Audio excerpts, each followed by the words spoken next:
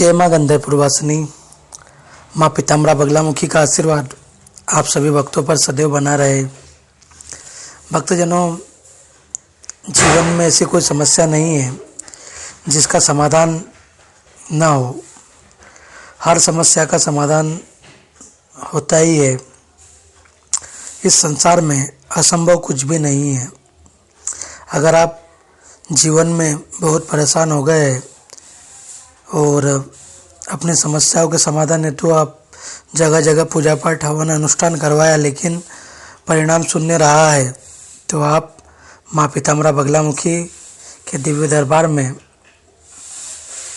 आपकी अर्जी लगाकर माँ पीताम्बरा बगलामुखी की दीक्षा लेकर स्वयं साधक बने और अपनी साधनाओं के माध्यम से जीवन में आने वाली समस्याओं को हल करें। भक्तजनों, आज हम बात करेंगे धनु विद्या। यह विद्या रक्षक स्वरूप में प्रयोग करने पर ही कल्याणकारी सिद्ध होती है। किसी को हानि पहुंचाने, बदले या अभिमानवश प्रयोग करने पर साधक को विपरीत प्रभाव भी देखने को मिल सकता है। यह विद्या अत्यंत गंभीर एवं ऊर्जावान होती है, अतः इसे गुरु की अनुमति और मार्गदर्शन में ही किया जाना चाहिए। देखिए, धनु विद्या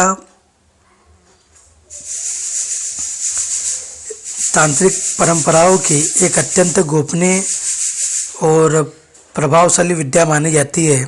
यह विद्या मुख्यतः रक्षा, शत्रु विनाश और आक्रमण निवारण के लिए प्रयोग की जाती है। इसे साबर तंत्र, नाथ परंपरा और अघोर साधना पंथ में विशेष स्थान प्राप्त है।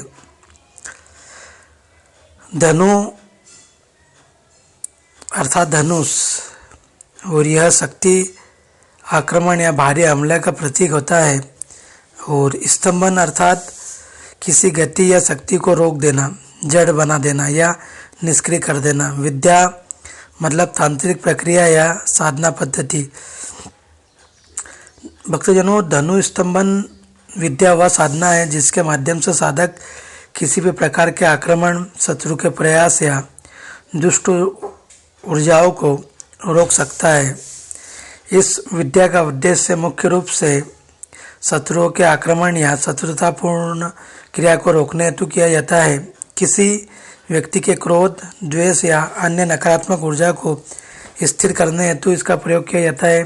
काला जादू या तांत्रिक आक्रमण को निष्क्रिय करने हेतु भी इसका उपयोग किया जाता है। आत्मरक्षा और आध्यात्मिक सुरक्षा के लिए इसका उपयोग किया जाता है। वास्तविक विधि केवल गुरु से दीक्षा लेकर ही की जानी चाहिए। यहाँ केवल मैं आपको सांकेतिक रूप में बता रहा हूँ कि आपको जैसा अगर आप दीक्षित है तो स्नान आदि शुद्ध कर शुद्ध वस्त्र धारण करें और संकल्प लेके आपके गुरु का, ईश्वर का या कुल देवी देवता का आह्वान कर संकल्प ले और बोले कि मैं अमुक उद्देश्य से यह स्तंभन साधना करना चाहता हूँ। इष्ट देव का ध्यान करें, सामान्यतः भगवान हनुमान, काल भैरव, हरिदा गणपति। फिर स्तंभन मंत्र का जाप करें। स्तंभन मंत्र है ओम ह्रीम स्तंभ स्तंभ सर्वदुष्टान मम पथेन आगच्छतु फट स्वाहा। यह यंत्र का प्रयोग आपको स्तंभन यंत्र को भोजपत्र या तांबे की पट्टी पर लाल चंदन या केसर से बनाकर साधना में स्थापित करना है। उसमें दीपक और निवेद्य घी का दीपक जलाकर धूप दीप अर्पित कर साधना पूरी करना है। ध्यान रखें, यह विद्या अत्यंत गंभीर एवं ऊर्जावान होती है, इसलिए इसे गुरु की अनुमति और मार्गदर्शन में किया जाना चाहिए। किसी को हानि पहुंचाने, बदले या अभिमानवश प्रयोग करने पर साधक को विपरीत फल मिल सकता है। यह विद्या रक्षक स्वरूप में प्रयोग करने पर ही कल्याणकारी सिद्ध होती है, इसीलिए गुरु मार्गदर्शन में ही इस विद्या का प्रयोग करें। किसी भी प्रकार की समस्या के समाधान हेतु माँ बगलामुखी की दीक्षा लेकर स्वयं साधक बने। परेशान सभी है, दूसरों के भरोसे पे बिल्कुल भी ना रहे। जय माँ बगलामुखी, जय श्री महाकाल।